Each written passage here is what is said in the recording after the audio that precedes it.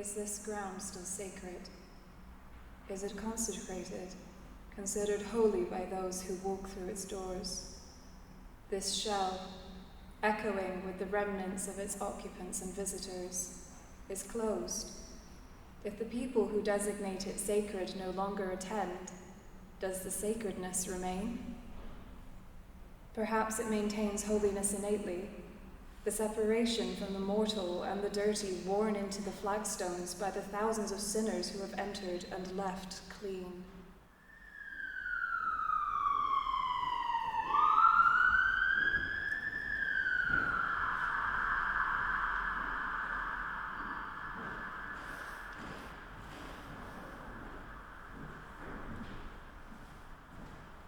I run my fingers along the pew walls, and they come away grey.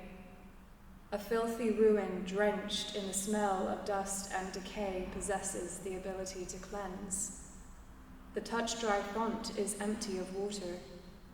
This cleanliness is not physical, and there are no bodies clustering at its edges to be washed.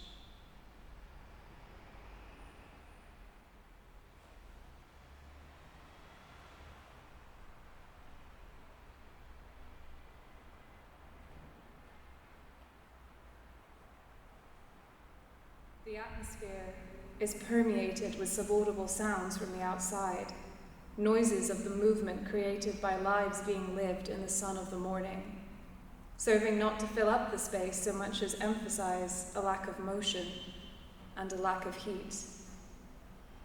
The same way the local sandstone floor absorbs wrongdoings, it draws warmth from the air into the earth crushed beneath its weight and stores it away from my skin.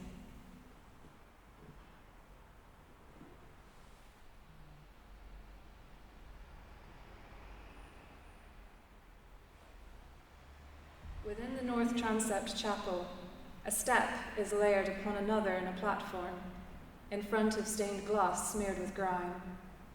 A table maintains still, patient vigil against the adjoining wall. Both are achingly bare in the way only surfaces once displaying significance are. The platform bears no effigy, the table no bread and silver for communion.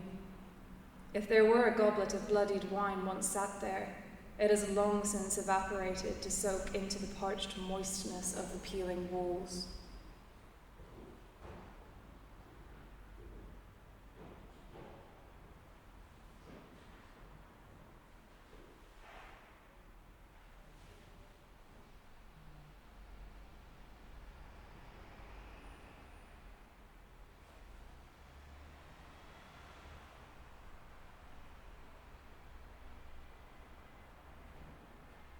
The people who came to worship remain in fragments and remnants.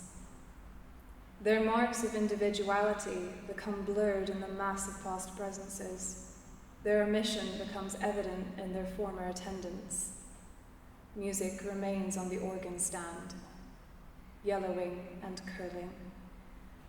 Each center of the box pews bears the wear from sitting, fidgeting, shuffling bodies, rubbed pale and curved, scratches carved deep in the flesh of the wood.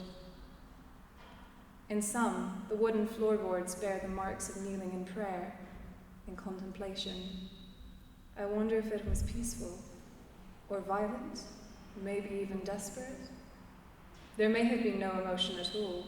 The kneeler came and went, feeling no different, if a little more pious as their guilt is absolved by the flagstones. There are other places where they might have knelt. Within the apse, benches sit low against the fence, separating them from the altar table. The bench's crocheted cushions are torn and frayed, colorless under the gray-brown dirt. If in prayer or receiving communion, they could look upon the Lord's Prayer painted down the sides of the curved wall. Some of the words are no longer readable. The letters are missing.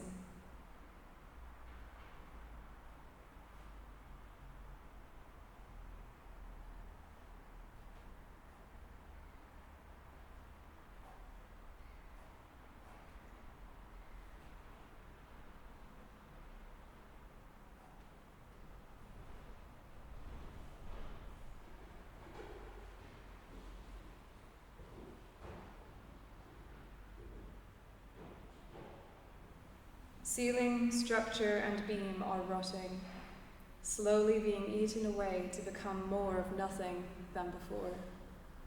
When the church ceased to have a purpose, it lost its function and has been left to quietly fall apart. From the 2 floors of the nave and standing within the north chapel, the bones have been laid bare to gauge damage for future restoration, but the removal of the paint and plaster leaves the underlying structure jutting out from the ceiling like ribs. While following the crack lines of the plaster, I run into the plaques lining both walls of the nave, tucked to the side, out of sight, yet demanding attention in their resplendent reflections and ornate carving. The shining, smooth surfaces are dedicated to the dead, trying to immortalize and conceptualize individuals no longer alive and physically present.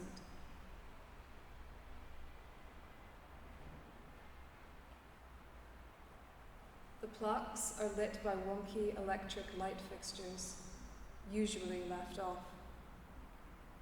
The ones on the south wall of the nave are occasionally brighter in the light shining through the hole in the roof.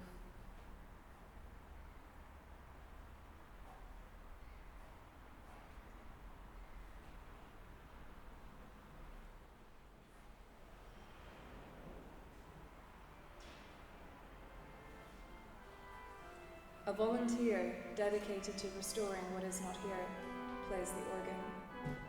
The swell of sound tastes as rich and dusty as the space it echoes through.